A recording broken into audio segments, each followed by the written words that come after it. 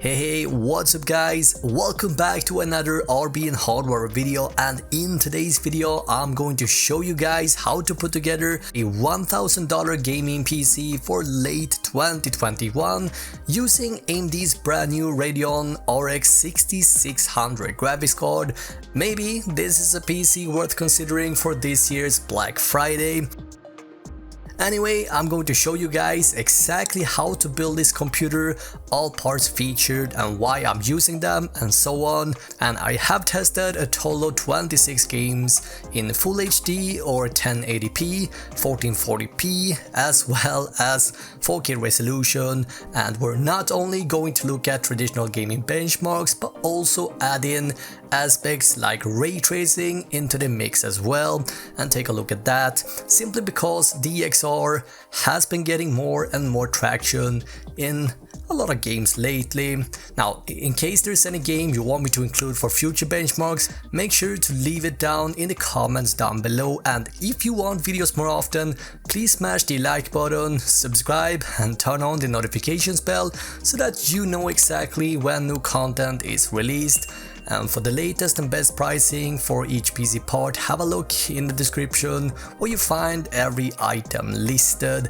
And today we got once again a complete beast in front of us, and I ended up snagging a Radeon RX 6600 graphics card with enough power to run your favorite game at 1080p, very high graphics.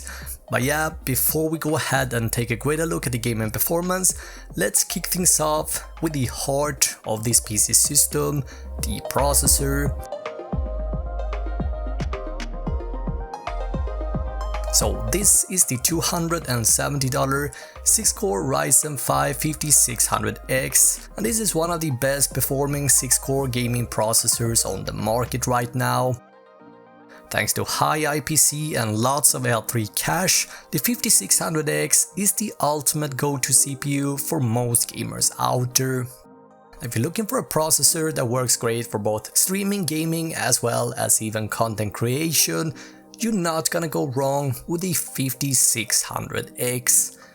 We're going to pair the CPU with this, the Asus ROG Strix B450-F Gaming 2, one of the most popular B450 motherboards available on the market. Just to let you guys know, yes, I am demonstrating on the first variant of the Gaming F model. I do recommend whoever picking up the new one with the BIOS flash button and support for Ryzen 5000 right out of the box. That all being said guys, opting for the B450M from Gigabyte can save you about $30. What basically differentiates these two is first and foremost a smaller form factor, making it cheaper to produce basically. Anyway guys, you can simply pick whatever board you want and you find both linked up down below. So let's open up our CPU box and install our processor, and by now you guys have probably seen this a couple of times before, but you basically want to pair up the triangle located at the lower left side corner of the CPU with the triangle on the motherboard socket. Pull back the retention arm, then line up these said triangles, and then simply drop the CPU in its socket, and then return the metal arm back down, and yep, that is about it. For the CPU cooler for today's build, we actually gonna opt for this air cooler from Arctic, coming in at a modest $45 US. Now, in typical situations, I would just recommend sticking to the stock cooler, especially if you aren't interested in overclocking, but because the 5600X does run quite hot, and this is the way that AMD has made the CPU, I do think it can be a good idea adding a cheap off-the-market cooler to get rid of the hot air coming from the CPU. Installing the heatsink only takes a couple of minutes, and all you have to do is simply installing these 4 standoffs into the AM4 motherboard backplate. We then mount the tower of the CPU. Also guys, make sure you got a bit of thermal paste in between. After that we then secure the cooler using these 4 thumb screws, and that is basically it for now. Next up, it is time for the memory, and we're gonna use this kit from Corsair once again. Now we do know that Ryzen like fast RAM kits to hit that Ryzen performance sweet spot, so you wanna pick up a kit with a speed of at least 3200 to about 3600 MHz. Make sure guys these are marked CL16. You find everything linked up down below. How do you install these? Well, you simply find the notch on the DIMM slot and line it up with the corresponding notch on this slot. Pull back the clips for the second and the fourth DIMM slot, and then it is just a matter of sliding both sticks into place. Following that, we have storage, and Samsung got us covered here with their new 980 SSD. Now, rather annoyingly, I am demonstrating on a different device as I don't have the 980 at the studio. You do however find the right one at the best price linked up down below. Once you're done this, you're able to go ahead and jump over to the case. And this is the Corsair 4000D. It is available in both black and white, and you can choose between a solid or a mesh ventilated front. This is for optimal airflow. Now I ended up picking the solid model, but I am kinda regretting that now when I'm starting to think about it. Anyway, the case comes with 2 pre-installed fans and plenty of expandability for long GPUs. You can fit up to a 360mm radiator, and you're able to fit massive CPU air coolers in this case if you choose to do so as well. Corsair has done a great job when it comes to cable management, making it easy to build in, and I am happy to recommend this case to any new PC builder out there. With the side panel removed, we can then go ahead and install a motherboard and secure it.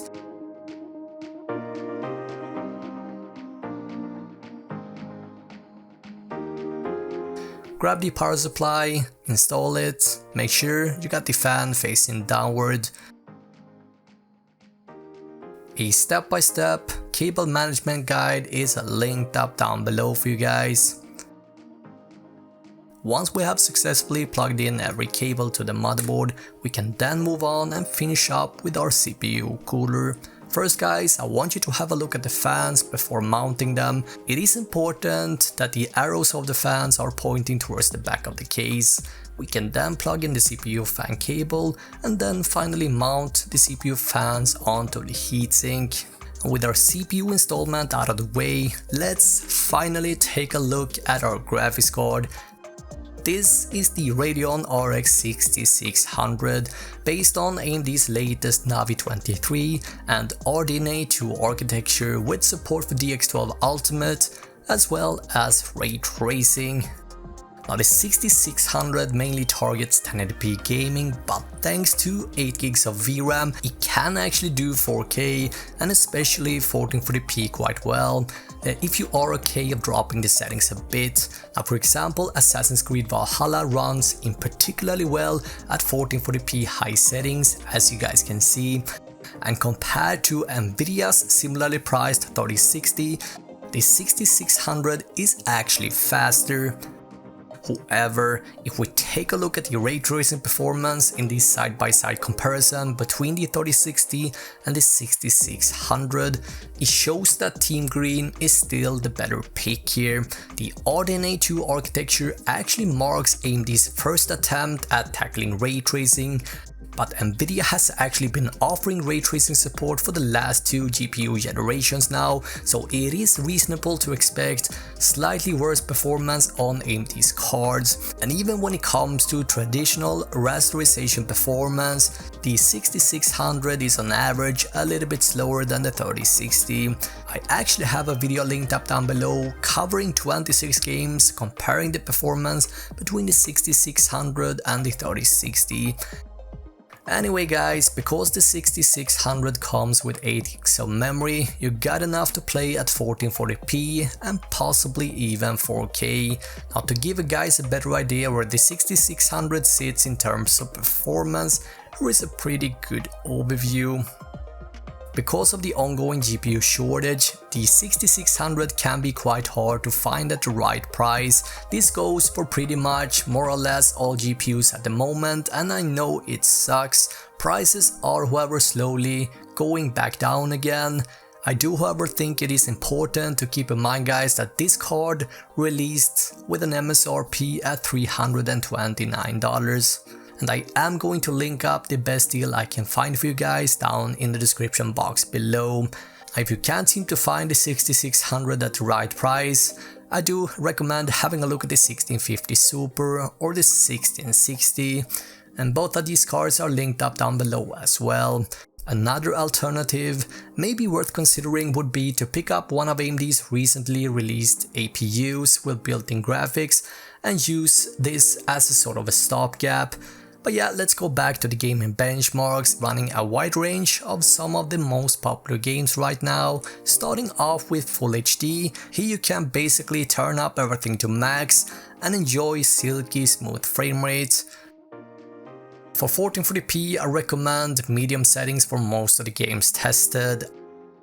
And for 4K, low to medium is where you want to put your target at. And again guys, I have a dedicated video showing 1080p, 1440 as well as 4K side by side in 26 games. And you find that video linked up down below. Now here is what the final part list is looking like, and you find all parts listed down below. Again, this video took a lot of time to complete, a lot of testing has been done here, so please leave a like or a dislike if you enjoy this type of content, and make sure to subscribe to never miss any of my future gaming PC builds. Thank you so much for watching.